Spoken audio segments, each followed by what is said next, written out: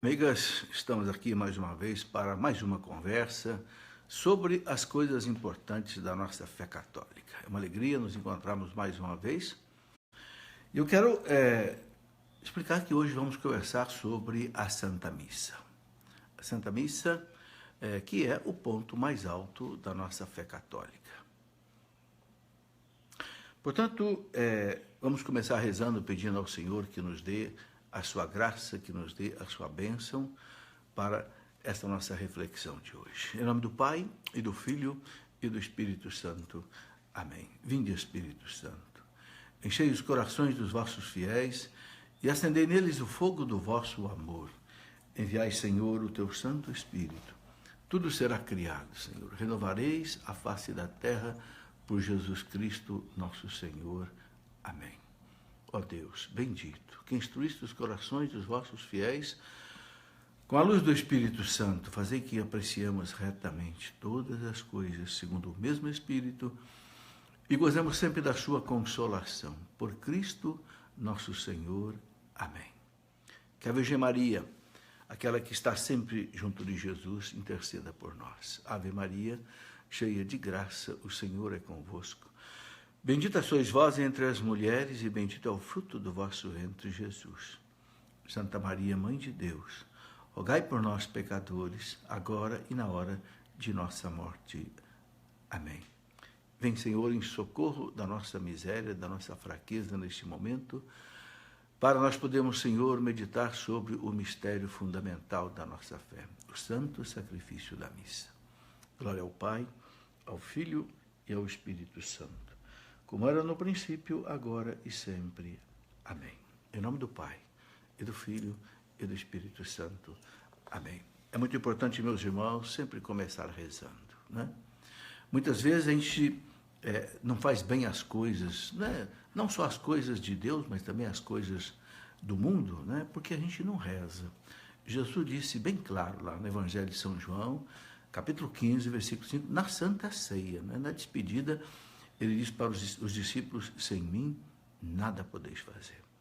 Né? Eu sou o tronco, vocês são os ramos.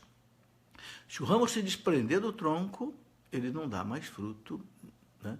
Não recebe a seiva, né, do Espírito Santo. Então, estar sempre ligado em Deus. Nós não podemos nada, mas com Deus nós podemos tudo. Bem, queremos conversar hoje, meus irmãos, sobre a Santa Missa. A palavra missa, né, que nós chamamos de Eucaristia, quer dizer ação de graças. É muito importante entender isso, né? Lá na Grécia, quando eles se cumprimentam, quando querem agradecer alguma coisa, eles dizem Eucaristô. Eucaristô quer dizer muito obrigado. Não é? Então esse termo foi cunhado desde o primeiro século para a Santa Missa. Por que ação de graças? Porque na Santa Missa nós damos graças a Deus principalmente por Jesus. Essa ação grande. Obrigado, ó Pai. Obrigado porque o Senhor nos deu o Salvador para morrer por nós na cruz. Ele criou todas as coisas. Todas as coisas foram criadas por ele, de São João, lá no prólogo do seu Evangelho, né? E tudo foi criado por ele e nada tudo que existe foi criado sem ele. Então, na Santa Missa, nós dizemos obrigado, Pai, né? Pelo Cristo Jesus. Obrigado por toda a criação, por todo o universo, por todas as graças que nós recebemos de Deus. Por isso, a Eucaristia, nós rezamos com Jesus, por Jesus, através de Jesus. É o próprio Jesus que dá graças, dá glória ao Pai e nós junto com ele. Por isso chama-se, né, Eucaristia. Né? Ali nós oferecemos ao Pai o corpo e o sangue de Jesus. Né? Não é uma representação, não é um sinal, não. É a presentificação, a Igreja ensina, do sacrifício de Cristo.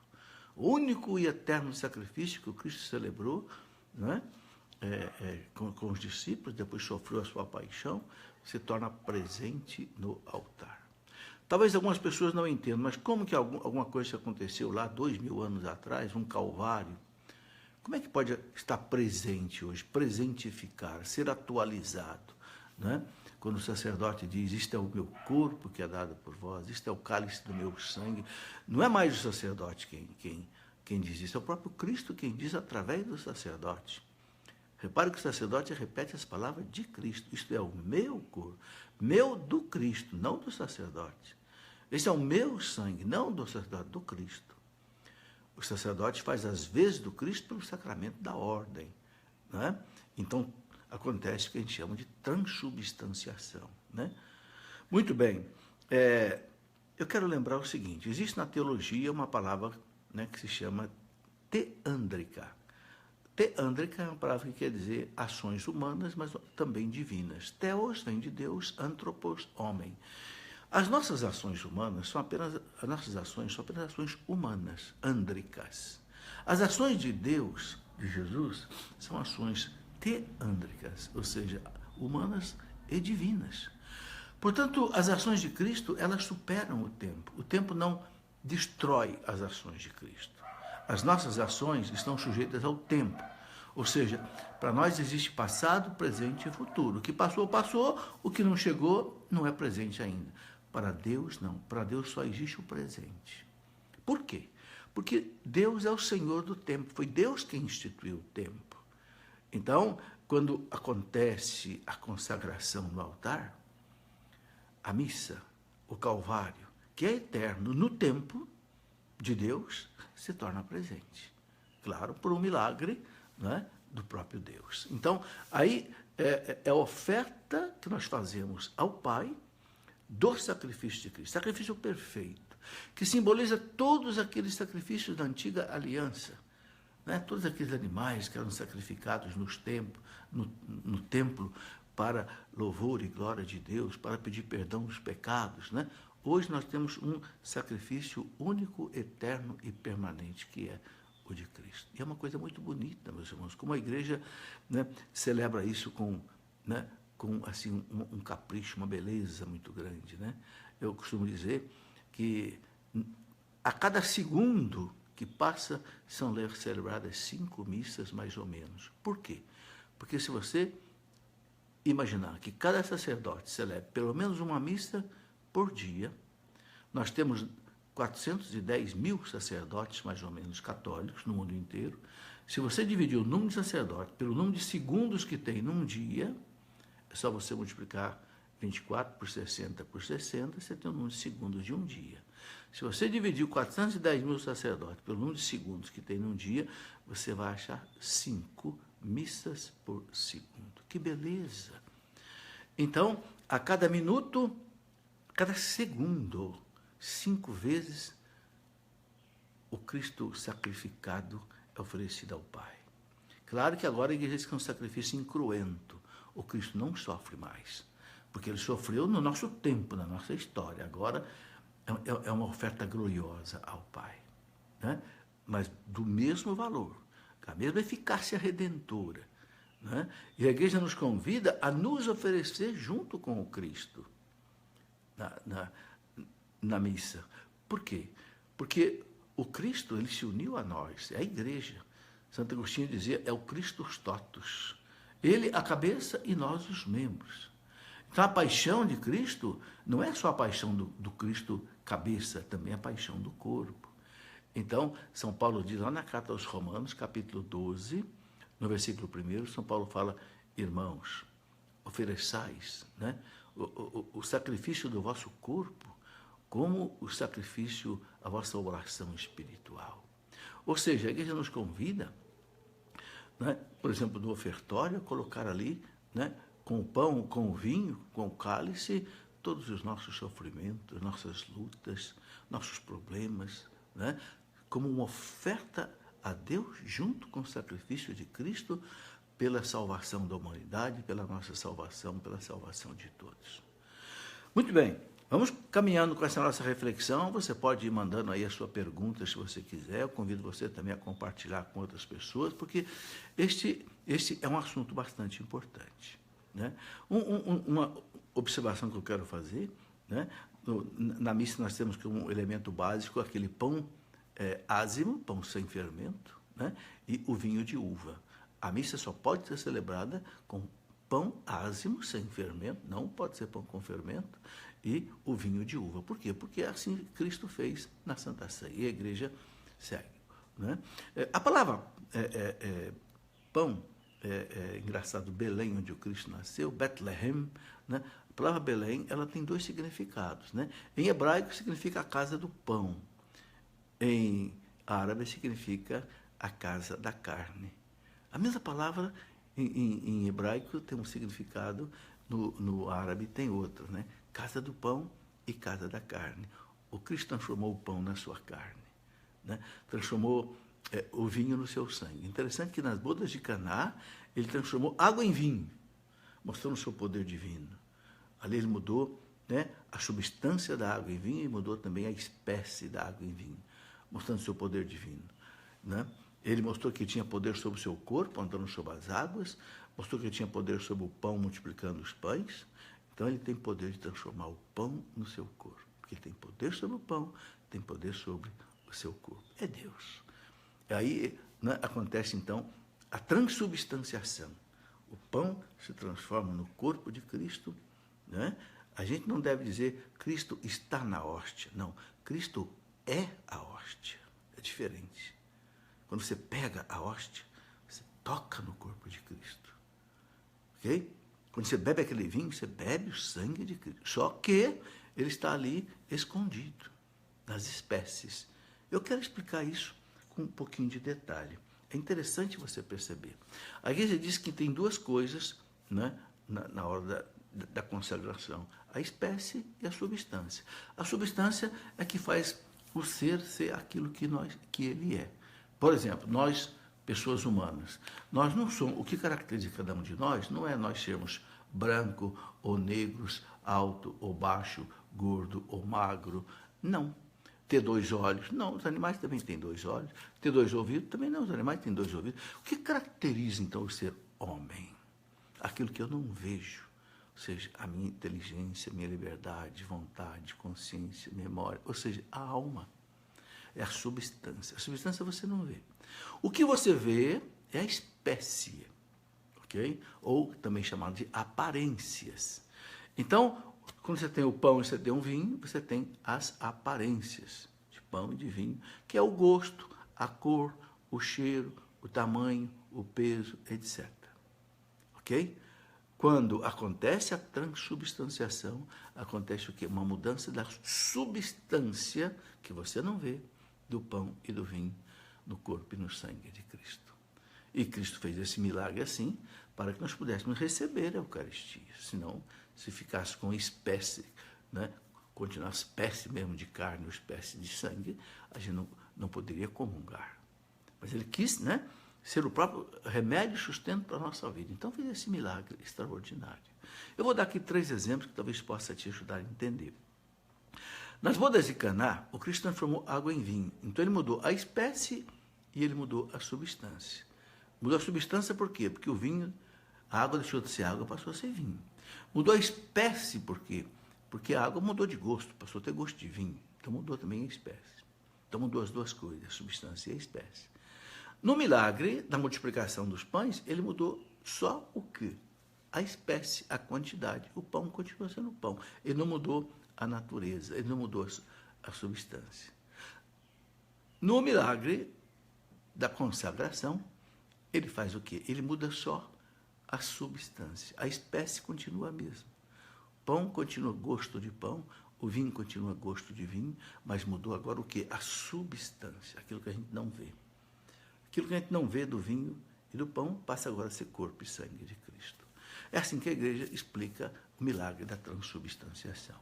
Bem, então, meus irmãos, a Santa Missa é o ponto fundamental da nossa fé. Todos os documentos da igreja, as encíclicas dos papas, especialmente o Papa João Paulo II, escreveu várias encíclicas, os documentos todos da igreja colocam isso para nós com muita clareza. A igreja ensina que a gente deve participar da Santa Missa principalmente com 4 intenções, né?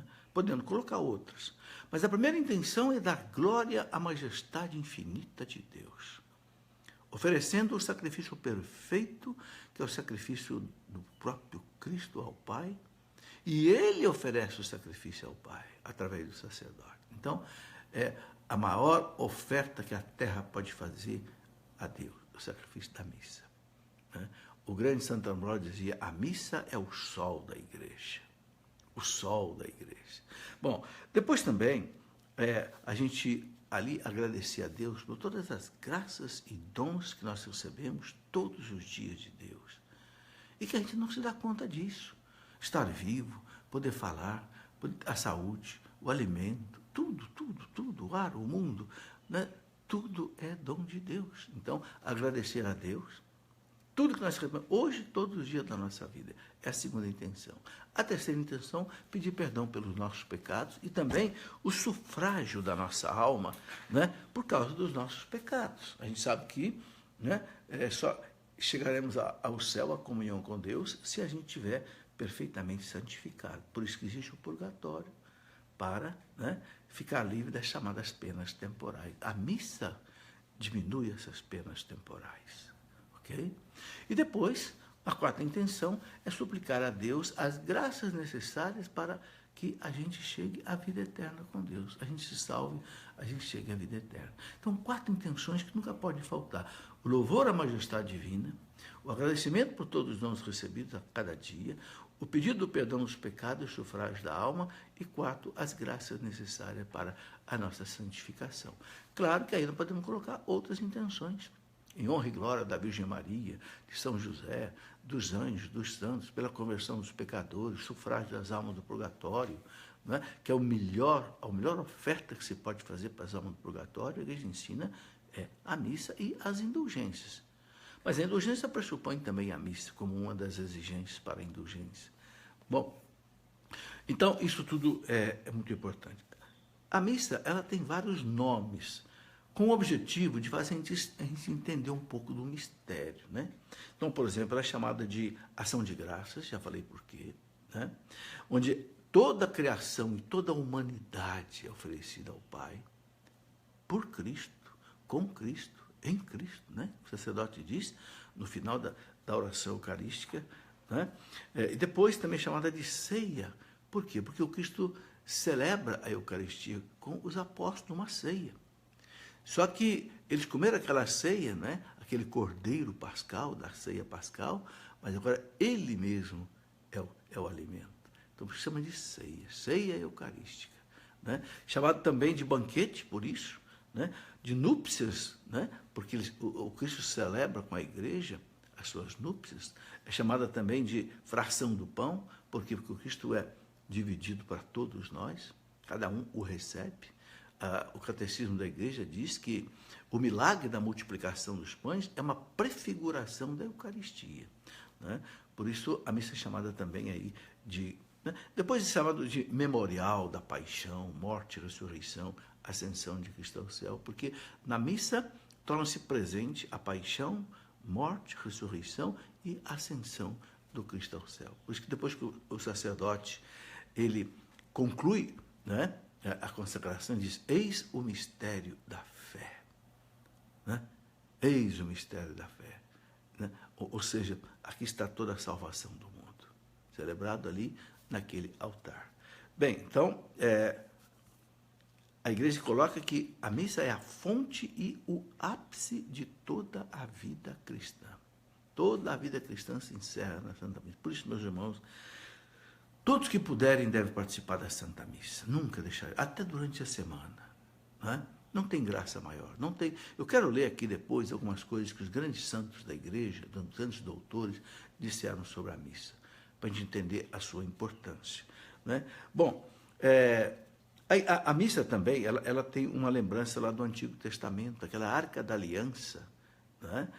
Simboliza para nós hoje o sacrário, onde o Cristo é colocado. Lá, na Arca da Aliança, eles viam a presença de Deus. Ali ficava guardado o maná do deserto, que é um símbolo do pão eucarístico, e ficava guardado também aquela vara de Moisés, dos milagres, que simboliza o poder sacerdotal da Santa Missa. Né? Depois nós temos também uma lembrança, né, do Cristo imolado. O profeta Isaías, no capítulo 53, ele fala do servo de Javé, que é levado assim para o matadouro como uma ovelha muda, né, que vai à morte, que oferece, né, pelo sacrifício da humanidade. E ali a igreja vê também, no Antigo Testamento, todos aqueles grandes sacrifícios que houve no Antigo Testamento.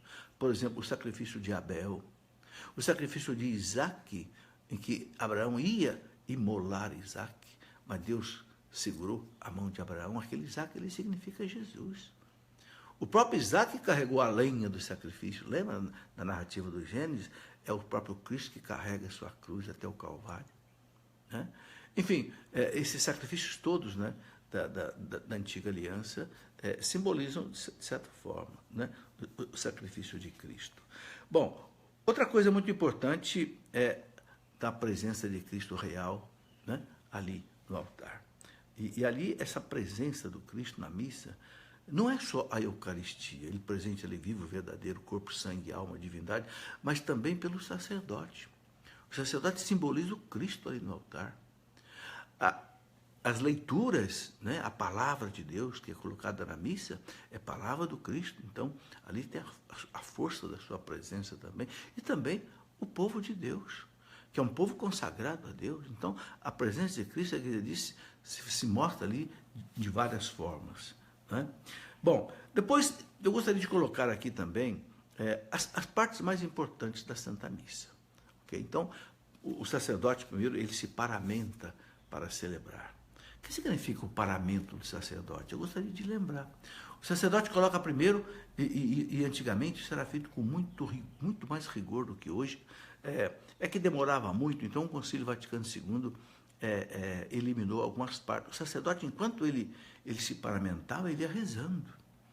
Porque cada peça do paramento da missa tem um significado. Então, por exemplo, quando o sacerdote coloca aquela alva branca, a túnica branca, é a túnica do Cristo. Né? Quando ele coloca a estola, né? Aquela estola significa aquela corda que colocaram no pescoço de Cristo e o arrastaram no Calvário. E também significa o poder sacerdotal. Ok? Né? A casula que o sacerdote coloca, aquela capa mais bonita por cima, significa o manto de Cristo. Né? Enfim, é o Cristo, né, que está assim vestido para o seu sacrifício. Quando o sacerdote sobe ao altar, é o Cristo que sobe o Calvário. Esse é o sentido do sacerdote subir ao presbitério, que é o lugar mais alto da igreja, é o Cristo que sobe. Quando ele beija o altar, ele chega e beija o altar, significa o quê? Aquele beijo que Jesus recebeu de Judas, o beijo da traição, significa também o beijo que nós damos em Cristo pelos nossos pecados, o beijo da humanidade inteira. Entende? Tudo na missa, meus irmãos, tem um significado preciso. Por isso que a liturgia precisa ser celebrada com carinho, com gosto, com significado. Por isso é muito importante a gente entender isso. Eu escrevi um livro para entender e celebrar a liturgia, onde eu explico tudo com detalhe, o sentido da liturgia, o sentido de cada objeto da missa. Eu vou falar alguma coisa aqui, o sentido das vestes, né? Por que o sacerdote usa o branco no dia de festa dos santos? Então, branco. O vermelho, quando é um santo mártir, é o sangue. Também na Semana Santa, né? E na Sexta-feira Santa, o sacrifício do Cristo, né? Na cruz, no Calvário. Então, o padre coloca o vermelho. É o sangue do mártir. O primeiro mártir que é Jesus e todos os outros mártires.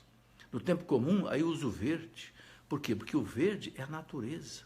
O verde é ecológico, né? Você repara que a natureza toda é verde. Por quê? Porque o verde, inclusive, a física mostra, pelo comprimento da onda eletromagnética que o verde reflete, é a onda que mais acalma a vista.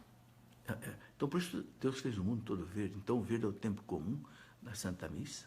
O roxo, no tempo assim, de penitência, né? Então, na Quaresma, também no Advento, é um roxo um pouco mitigado, um pouco aliviado, mas é o roxo. Né? Então, o significado é profundo na Santa Missa, em cada elemento que a gente encontra aí. Então, nós temos o canto de entrada, né? Onde nós louvamos a Deus, porque vamos celebrar o grande sacrifício. E aí, meus irmãos, a música tem que ser muito bem preparada. A música na Santa Missa, a igreja chama a atenção, tem que ser uma música preparada, bem ensaiada, cantores afinados. E outra coisa, não é o cantor cantar sozinho, é o cantor cantar com a Assembleia. Alguns ministérios de música acham que o cantor vai cantar sozinho, fazer como que ali uma apresentação. Não. O cântico é da comunidade. O ministério de música, ele deve inflamar a comunidade no canto. Né? Isso tudo é muito importante. Depois também, o padre começa com o sinal da cruz, porque a missa é celebrada em nome da Santíssima Trindade. Em seguida, nós temos o ato penitencial, porque purificar o coração para celebrar o grande mistério, né? Grande mistério da fé. Então, o ato penitencial perdoa os nossos pecados. Mas se alguém teve pecado grave, aí não pode comungar. Ele deve confessar primeiro. O pecado grave também é perdoado no ato penitencial. Essa pessoa fez um arrependimento sincero, profundo, mas a igreja exige a confissão. Porque o pecado grave, ele rompeu a amizade com Deus, então, e também com a igreja. Então, ele tem que ir ao ministro da igreja para resgatar tudo isso. Né? Depois do ato penitencial, no domingo, nós cantamos, né, o Glória. É o Glória ao Cordeiro, o Glória ao Pai, o Glória ao Espírito Santo. E aí, meus irmãos, a oração do Glória, existe uma oração oficial do Glória. Essa oração não deve ser mudada. Ela pode ser cantada, mas ela tem que ser obedecida. Por quê? Porque o Glória aí é um Glória específico à Santíssima Trindade. Tá? Depois do Glória, nós temos aquela oração da coleta, onde nós colocamos todas as nossas intenções. Quando o padre diz, oremos, aí ele deve esperar um pouco, o povo colocar suas intenções particulares. Por quem que ele oferece essa missa? Por quem as intenções? Né? A oração da coleta, que sempre termina por Cristo nosso Senhor. Ou seja, oferecemos ao Pai, pedimos ao Pai, suplicamos ao Pai em nome de Jesus. Bem, depois nós temos, né, a liturgia da palavra, né, que nós temos a primeira leitura, tem o salmo de responsorial, tem a segunda leitura, tem o evangelho, né, e também não pode ser mudado no domingo. Né? Pode ser mudado durante a semana. Uma atividade específica, né, pode ser mudada uma leitura, mas do domingo não pode. Ok? Sabemos que a igreja dividiu, né, as leituras em 3 partes, o ano A, ano B e ano C, durante a semana, mas nos domingos repete. Né? Então, deve ser observado. O salmo, por exemplo, responsorial, ele não pode ser substituído por um cântico qualquer. Não, o salmo pode ser cantado, mas no domingo tem que ser o salmo previsto. Por quê? Porque o salmo ele está relacionado com a primeira leitura, com a segunda e com o evangelho. Porque a igreja coloca uma sintonia nas leituras. Uma completa a outra. Primeira leitura, o salmo, segunda leitura, o evangelho se completam. E aí o padre faz a homilia. Por que é o padre que tem que ler o evangelho? Ou o padre ou o diácono. Não pode ser um leigo. Ler o evangelho. Por quê? Porque é o Cristo que prega. E o Cristo, o poder de Cristo vem pelo sacramento da ordem, que o diácono tem e o sacerdote tem em graus diferentes. E por que a homilia tem que ser o padre que tem que fazer? Não pode ser um leigo também. Por quê? Porque é o Cristo que prega. Esse é o sentido do padre fazer a homilia. Né? Não é só porque o padre é mais preparado, porque o padre estudou teologia e tal, e o leigo não. É porque ele ali representa Cristo. Age em persona Christi capitis, diz a igreja. Em pessoa, Cristo cabeça. Ok? Então, o leigo não pode fazer homilia na missa. O leigo pode fazer uma meditação, quando, por exemplo, para a liturgia, quando não há padre para celebrar, não tem missa, então faz a celebração da palavra. Aí o leigo pode ler a leitura, pode fazer a meditação, mas sendo missa com o sacerdote, tem que ser aí o sacerdote. Bom, e a igreja ensina o seguinte, que a homilia, o sacerdote deve se ater ao sentido da liturgia. Explicar o evangelho para o povo, explicar as leituras para o povo, o sentido profundo, tirar uma reflexão, fazer o povo crescer. Né? Papa João Paulo II falou muito claro para os bispos do Brasil uma vez, a homilia não pode ser desvirtuada, ou seja, levar né, para o campo da política, levar para o campo não sei do que, outras coisas. Não, centra no Evangelho. Evidentemente, vai haver algumas correlações com a vida, com as necessidades, mas vinculadas, correlacionadas com as leituras, né? Bem, depois nós rezamos o credo no domingo, que é o símbolo da nossa fé, aquilo que nós cremos, né? Ok? O credo, depois do credo temos a oração dos fiéis, onde nós suplicamos a Deus as nossas necessidades, né? E depois também rezamos aí, né? Depois temos aí toda a consagração, chamada oração eucarística, né? O padre invoca a descida do Espírito Santo sobre as ofertas, né? Antes é feito o ofertório. Eu queria lembrar que no ofertório, o padre faz duas orações que normalmente nós não percebemos, porque quando o padre faz essas orações, se canta o cântico do ofertório, não é? Que deve ser um canto de oferta. Mas o padre faz uma oração muito bonita, que muita gente não percebe. Quando ele levanta o pão e diz, né, bendito sejais Deus do universo pelo pão que recebemos da vossa bondade, fruto da terra e do trabalho do homem, e que agora vai se transformar no corpo de Cristo.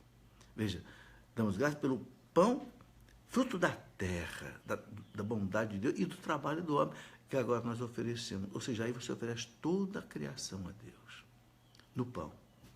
Também no vinho. Te damos graças ao Pai pelo vinho, né? Fruto da terra, do trabalho do homem, né? Que agora será para nós. Mesma coisa. Então, e nós dizemos, bendito seja Deus para sempre, no final dessa oração. Só que normalmente está cantando o cântico do ofertório, as pessoas, o padre faz essa oração, muita gente nem ouve ele fazer.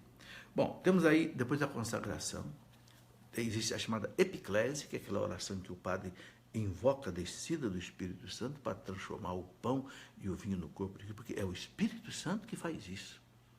Quem faz a transubstanciação na missa é o Espírito Santo. Ele, pela ação do Espírito Santo, é que acontece, só Deus pode fazer isso, esse milagre, né? Então temos aí a consagração, depois rezamos o Pai Nosso, né? Que é a oração dos fiéis, da comunidade, né? Depois temos, antes da distribuição da Eucaristia, o abraço da paz, e os documentos da igreja dizem que o abraço da paz significa o quê? Não é uma reconciliação com os irmãos, não é um momento assim de pedir perdão, não. O abraço da paz significa a unidade da igreja. Vamos receber o Cristo, ok? Então, o sentido do abraço da paz. E o abraço da paz também, o documento do Papa João Paulo II, chamado Redemptionis Sacramentum, sobre a Santa Missa, como a missa deve ser celebrada, etc., diz o seguinte, que o abraço da paz deve ser dado à pessoa que está à minha direita, à minha esquerda, sem sair do lugar. Né? Não deve se fazer aquele alvoroço na missa, a gente fica andando, inclusive o sacerdote não pode descer do presbitério. Né? Há muitas normas da missa, meus irmãos, que infelizmente não são observadas com o devido cuidado.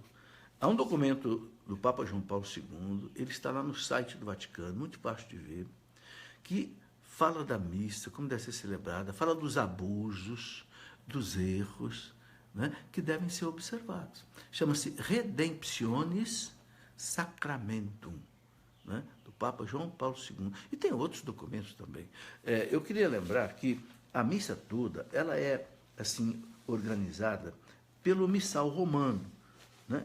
Ela é orientada. O missal romano, você conhece, aquele livro vermelho grande, né, que o sacerdote tem ali o altar.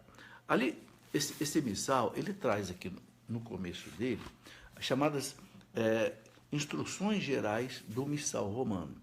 São 300 e tantos parágrafos, né, das instruções gerais do missal romano, que explica tudo sobre a missa, como é que ela tem que ser celebrada, o que pode ser feito, o que não pode ser feito.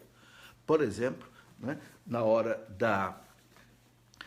por exemplo, da consagração, a gente tem que ajoelhar ou não? O missal romano diz que tem que ajoelhar. No número 36, na página 36 desse missal que eu mostrei, o número 21 das instruções gerais do missal romano diz assim que na hora da consagração é para se ajoelhar. A menos que a pessoa não tenha saúde para isso ou que o lugar não permita. Eu estou dizendo isso porque eu já vi alguém me dizer que tem padre que proíbe as pessoas de ajoelharem na hora da consagração. Está errado, o missal manda ajoelhar. Então, eu penso que, se algum sacerdote disser isso, eu acho que você, com jeito, com carinho, vai lá no Missal Romano, página 36, a instrução número 21, o Missal está mandando, e o Missal é aprovado pelo Papa. Portanto, todos os cristãos têm que observar. Ok? Outra coisa, por exemplo, que as pessoas também me perguntam muito, a questão da comunhão na mão, a comunhão na boca. Veja, aqui no Brasil, a Santa Sé autorizou a comunhão na mão, né? Quem comunga na mão deve fazer um trono, assim, com as duas mãos, né? Uma em cima da outra, para receber o Rei da Glória. Não é pegar a Eucaristia, assim, da mão do ministro, como fosse uma pinça, assim, não é isso. O missal diz certinho, fazer um trono, assim, com as duas mãos, recebe a hóstia aqui, né? E aí pega com a outra mão e comunga na frente do ministro, né? Inclusive, ele diz, olhando para o altar, porque o Cristo está ali, presente também no altar. Bom, é assim que deve fazer. Outra coisa, que nos documentos do Vaticano são muito claros. A pessoa pode comungar na boca se ela quiser, receber na boca, ok? Não é o ministro que decide como é que o fiel vai comungar, é o fiel que decide. Se ele quer comungar recebendo na mão, se ele quer receber na língua diretamente, e se ele quiser, pode receber de joelho. O Vaticano tem um documento, eu tenho no meu computador, tranquilo, um documento dizendo que não se pode negar a comunhão ao fiel que se ajoelha para receber a Eucaristia. É uma norma muito clara do Vaticano. Então, essas normas todas precisam ser bem observadas. Eu repito um livro que eu escrevi para celebrar a Eucaristia. Nesse livro eu coloco esses documentos todos, essas normas, para que a gente celebre bem. Eu não estou dizendo aqui para ninguém ficar aí brigando com o seu sacerdote, não. Mas se tiver alguma coisa que não está diante das normas, com carinho. Padre, olha, o senhor sabe disso. Sabe, gente, o sacerdote tem tantas coisas, o sacerdote tem tanta atividade, tem tanto serviço, corre tanto, que muitas vezes os próprios sacerdotes se esquecem, às vezes, ou às vezes nem pode ler tudo que a igreja publica, né? Então, muitas vezes, pode acontecer. Mostra para o padre, com carinho. Padre, por exemplo, uma das coisas interessantes que o documento do Papa João Paulo II diz, é um documento da Sagrada Congregação da Fé do Vaticano que o Papa João Paulo II aprovou, a Redemptionis Sacramentum. Quem distribui a Eucaristia, em primeiro lugar, deve ser o padre. Por quê? E, inclusive, o documento diz assim que os ministros extraordinários da Sagrada Eucaristia devem ser o mínimo. Por quê? Porque o ideal é que todos os fiéis comungassem com o padre. Por quê? Porque o padre representa Jesus Cristo. É Jesus Cristo que na Santa Ceia, ele diz, tomai e comei. Então, é o sacerdote, por excelência, quem deve dar a Eucaristia. Não está certo o sacerdote ficar sentado lá no altar e mandar os ministros distribuir. Não, ele tem que ser o primeiro a distribuir. Claro que o sacerdote não tem saúde. Entendeu? E aí, o documento diz que deve-se usar o número mínimo de ministros, só que ele mesmo... Claro que em muitos lugares tem que usar muitos ministros, né? As missas com milhares de pessoas, é para isso mesmo que eles autorizam, não tem nada errado nisso, ok? Bom, então, esta é uma outra coisa. Eu gostaria também de lembrar aqui algumas outras coisas importantes ligadas à missa. Por exemplo, as nossas posições. A posição de pé significa o quê? Uma posição, assim, da pessoa que foi libertada por Cristo, do pecado, da morte, de pé. E significa também a disposição de cumprir aquilo que o Cristo manda. Então, quando é lido, por exemplo, o Evangelho, então eu fico de pé. O que significa isso? Estou disposto, Senhor, a ouvir a Tua palavra, como um homem livre, que o Senhor me libertou da morte e do pecado pela Sua cruz, livre e estou disposto a ouvir e a cumprir a Tua palavra. Segundo, sentado é a posição de alguém que ouve. a igreja lembra Marta e Maria, né? Maria que ficava sentada aos pés de Jesus, né? Ouvindo Jesus. Então, a posição sentada é a posição de quem ouve, de quem medita, de quem aprende. Né? E depois também, de joelho, é a posição de adoração. A posição, por excelência, de adoração, de alguém que se sente pequeno e que Deus é tudo, e Ele é nada. É a posição do humilde, a adoração é o joelho. Né? Alguém disse que um homem é grande quando ele está de joelho. Né? É verdade. Bem, aqui está o livro que eu falei, né, para entender e celebrar a Eucaristia. Esse livro aqui nos ajuda a compreender todas essas partes que eu já falei até aqui agora. Bem, meus irmãos, são muitas coisas que nós temos para conversar sobre a Santa Missa, mas vamos lá. Eu tenho aqui já algumas perguntas que eu quero, então, já ir a elas, porque é muito importante responder as perguntas das pessoas. Então, vamos a elas agora por uns instantes. Aqui eu tenho a pergunta do José Bernardino. Professor, que reforma litúrgica seria essa que o Santo Padre se refere? Bom, a reforma litúrgica foi feita no Concílio Vaticano II.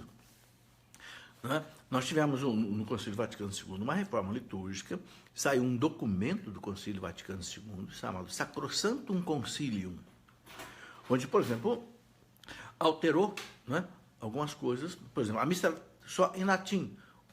O concílio autorizou com o Papa que a missa pudesse ser celebrada no vernáculo, ou seja, na língua de cada povo. Então, passou a ser celebrado em português aqui no Brasil e assim por diante. Então, a reforma trouxe uma série de mudanças. O padre celebrava a missa de costas para o povo. Não é de costas para o povo, é de frente para Deus. Esse é o sentido. Né?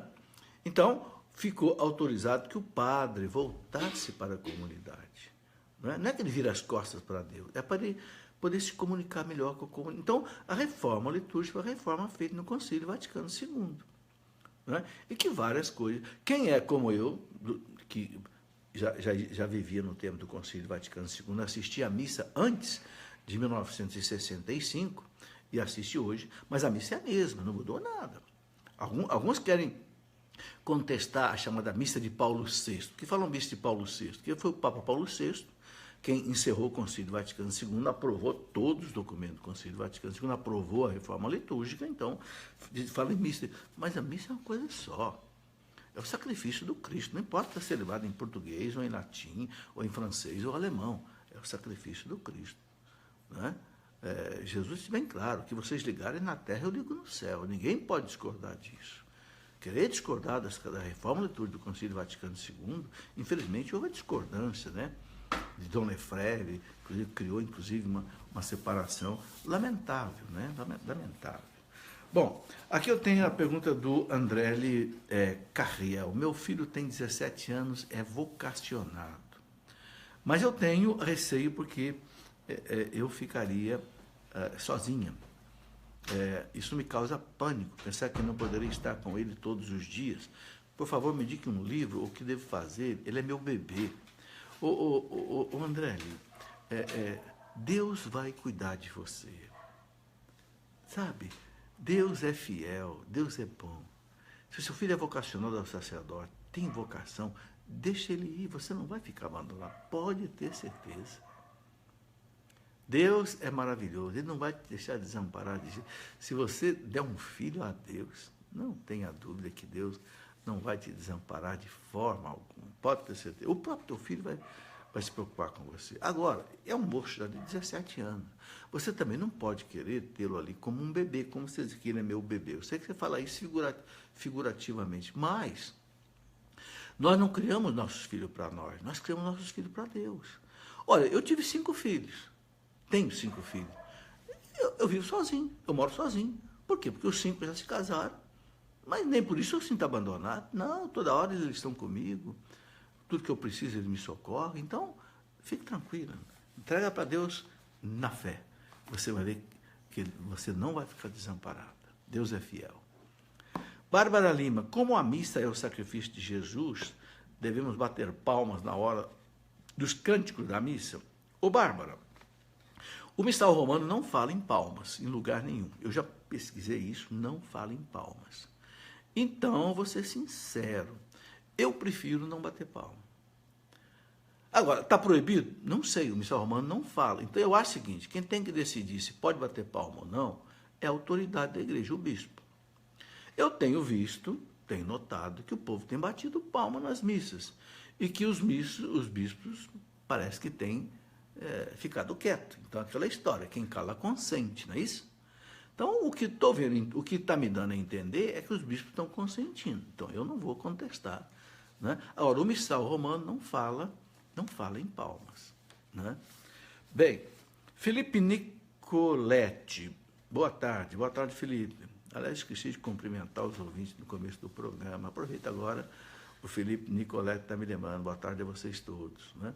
Gostaria de saber sobre as missas inculturadas. São permitidas pelo Santo Papa?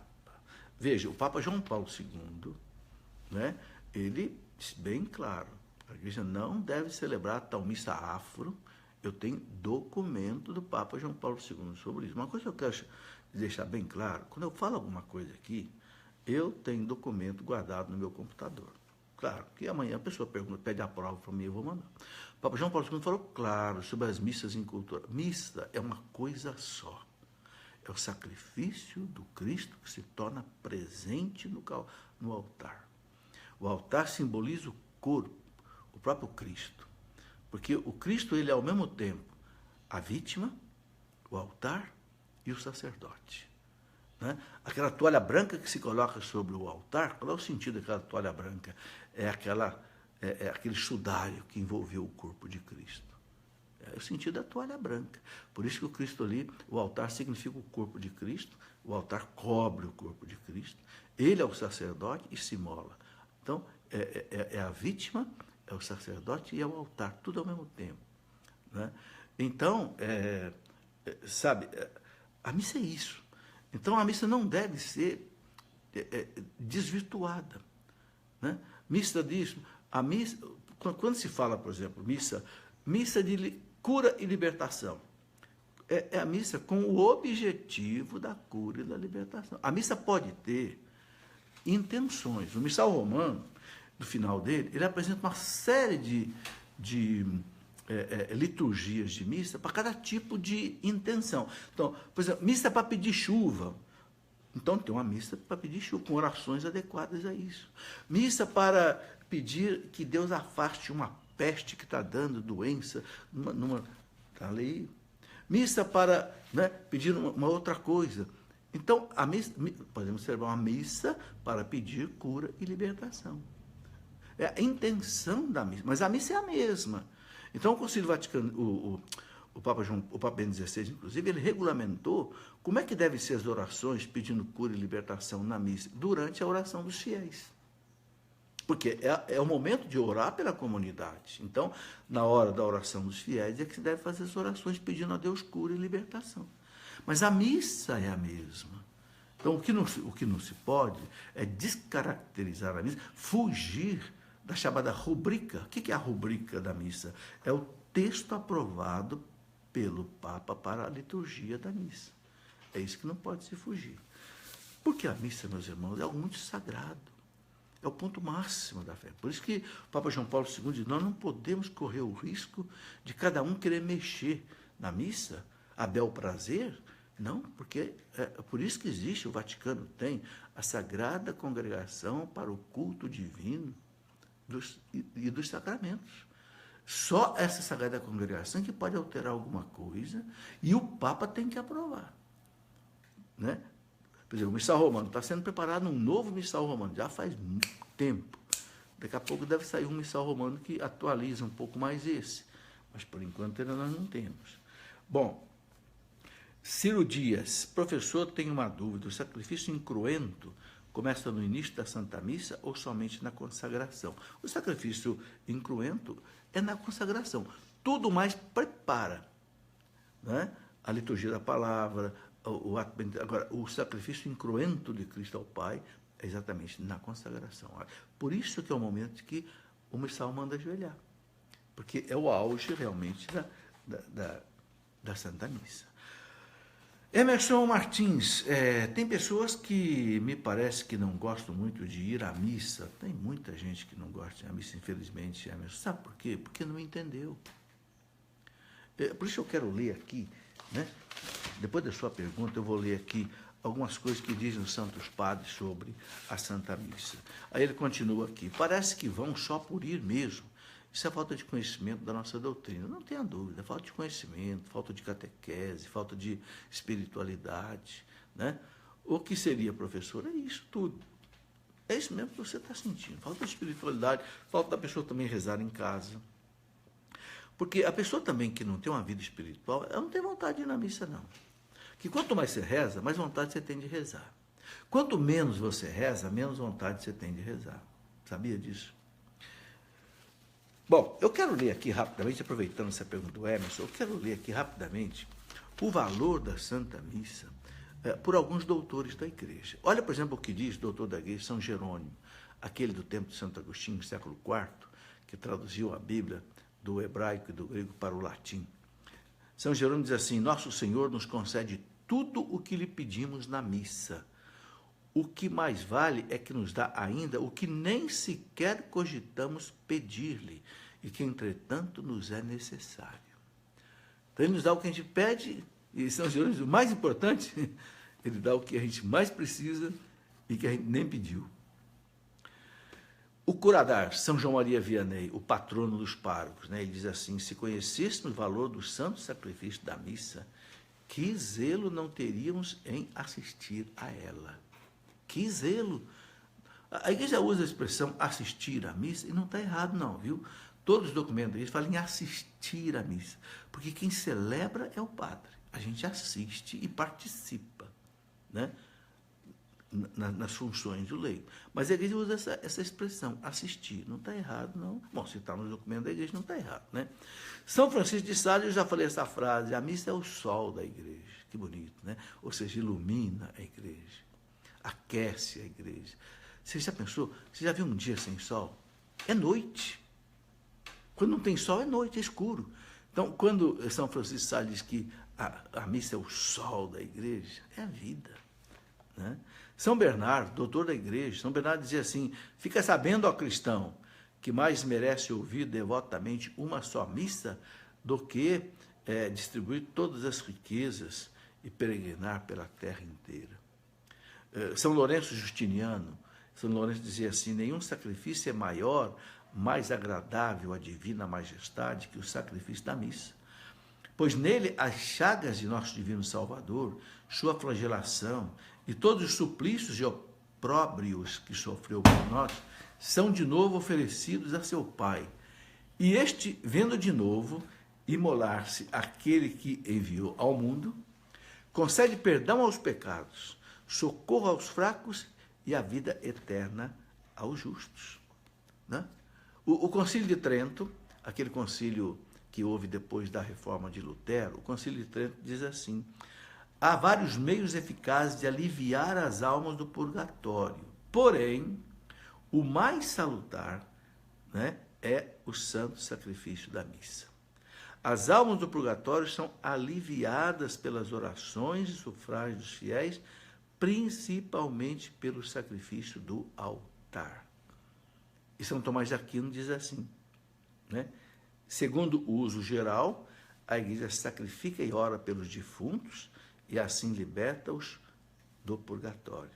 E aqui outras citações de santos, eu vou colocar aqui rapidamente, é o seguinte: na hora da morte, as missas que houveres assistido serão a tua maior consolação, na hora da morte. Toda missa implora o teu perdão junto à justiça divina. Em toda missa podemos diminuir a pena temporal devido aos pecados, aquilo que a gente paga no purgatório, né? E diminuí-las mais ou menos conforme o teu fervor com que você assiste, participa da missa, né, com fervor, né? Assistindo com devoção à missa, prestas a maior das honras à santa humanidade de Jesus Cristo. São frases que eu selecionei dos santos doutores da igreja, né? Ele compadece-se de muitas das suas negligências e omissões. Bom, aqui tem muita coisa que eu poderia ler, mas eu tenho mais pergunta aqui, prefiro voltar às perguntas aqui das pessoas. Stephanie Siqueira pergunta o seguinte: fale sobre a diferença da Santa Missa para a celebração da palavra. Stephanie, é completamente diferente. Celebração da palavra não é sacramento, porque não tem consagração, não é missa. É uma oração, uma meditação muito importante, deve ser feita nos lugares onde não tem padre, mas não tem valor da missa. Então, no domingo, por exemplo, o catecismo da igreja diz que nós somos obrigados a assistir à missa no domingo, ou no sábado, né, à tarde, à noite, né, também cumpre o preceito dominical. Né? Então, agora, se a pessoa não faz isso, o catecismo diz que é pecado grave. Está escrito no catecismo da igreja. E veja, não é ir na celebração da palavra, tem que ir à missa com o sacerdote. Só deve ir à celebração da palavra quando não existe sacerdote. Aí não tem jeito, não tem missa, então eu vou na celebração da palavra. Mas se tem missa, se eu posso ir a uma outra cidade perto, que eu posso ter missa, pode não ter na minha cidade, mas tem numa cidade perto. Eu tenho carro, eu vou lá. Né? Gente, tudo isso é questão de amor a Deus. Tudo é questão de amor a Deus. Amar a Deus sobre todas as coisas. Quem ama a Deus faz sacrifício. Claro, você não é obrigado a viajar aí 100 quilômetros para ir numa missa, se não tem. Mas quem sabe viajar aí 10 quilômetros, 15 quilômetros, 20 quilômetros. Hoje é de carro, né? Não demora nada, tá certo? Tudo é questão do amor a Deus. Bom, aí ele coloca aqui também o seguinte, Stephanie: cada vez mais as celebrações estão se tornando mais frequentes nas paróquias do que a Santa Missa. Não diga isso, Stephanie. Não diga isso. Isso seria algo muito triste. Substituir as missas pela celebração das palavras, pelo amor de Deus. A celebração da palavra não é missa. Não tem o valor salvífico da missa. Não tem a eficácia redentora da missa. Não é o sacrifício do Calvário presente que nós oferecemos ao Pai. Né? Eu penso que, de jeito nenhum, a missa pode ser substituída por essa celebração. Não tem lógica isso de jeito nenhum. João Santos, acho que deve ser João Carlos dos Santos, nas celebrações pode-se bater palmas assim que terminar cada leitura? Bom, eu já expliquei o negócio da palma aqui, numa outra pergunta. Né? Tere Alves, é isso mesmo? Quando é celebração da palavra, alguém da Assembleia pode ler ou só pode ser o ministro? É interessante que seja o ministro. Sabe por quê? Porque o ministro extraordinário da Eucaristia, ele tem uma certa preparação. Para ele ser ministro, ele tem curso, ele tem reflexões, ele participa de reuniões, ele deve estudar um pouco mais as Sagradas Escrituras, porque ele deve fazer a celebração. Então, realmente, quem deve fazer as leituras, fazer uma reflexão, deve ser o ministro extraordinário da Eucaristia. Agora, se não tem ministro, aí pode ser uma outra pessoa. Porque não é missa. Não sendo missa, nós não temos que seguir as normas da missa. Ok? Selme Maia: se eu não confessei, posso comungar, mesmo pedindo perdão a Deus no início da missa? O Selme, se você tem pecado mortal, aquele pecado que mata a graça de Deus na alma, por isso é um pecado mortal, aí tem que confessar antes. O que é um pecado mortal? O pecado mortal é um pecado grave, um pecado contra os 10 mandamentos. Né? Santo Afonso de Ligório diz assim: quando a gente comete um pecado mortal, a gente sabe, porque a consciência pesa. Aquele pecado que você comete, ele diz, de olhos abertos. Ou seja, eu sei que eu não posso fazer isso, sei que isso é errado, mas eu vou e eu faço. Né? Então, pecados aí contra a caridade, pecados contra a castidade, pecado, não sei, de roubo sério, corrupção séria, né? maltratar pessoas, enfim, pecados graves. Aí deve confessar. Mas eu tenho dúvidas se o meu pecado é grave ou não. Confesse o pecado.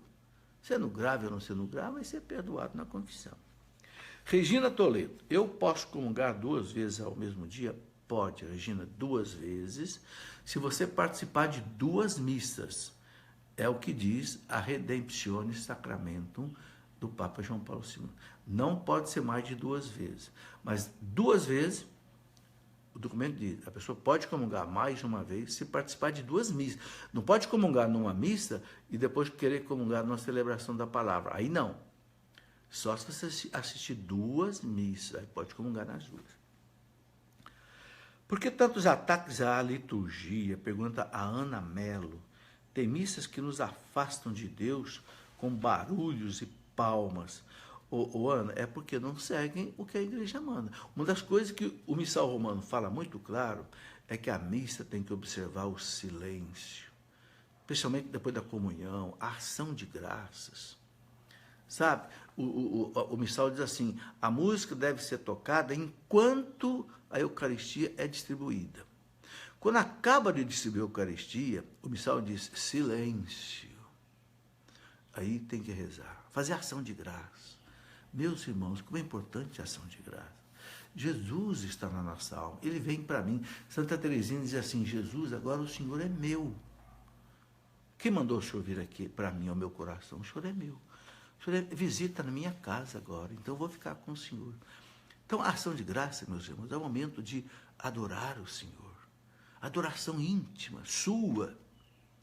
É o momento de louvar o Senhor, de agradecer, de pedir as graças que você precisa para você, para sua família, seus problemas. Mas, infelizmente, meus irmãos, nós temos pressa. As pessoas não fazem ação de graças. Às vezes, nem 5 minutos. A igreja ensina que durante pelo menos 10 minutos, a Eucaristia ainda está no nosso organismo sendo dissolvida.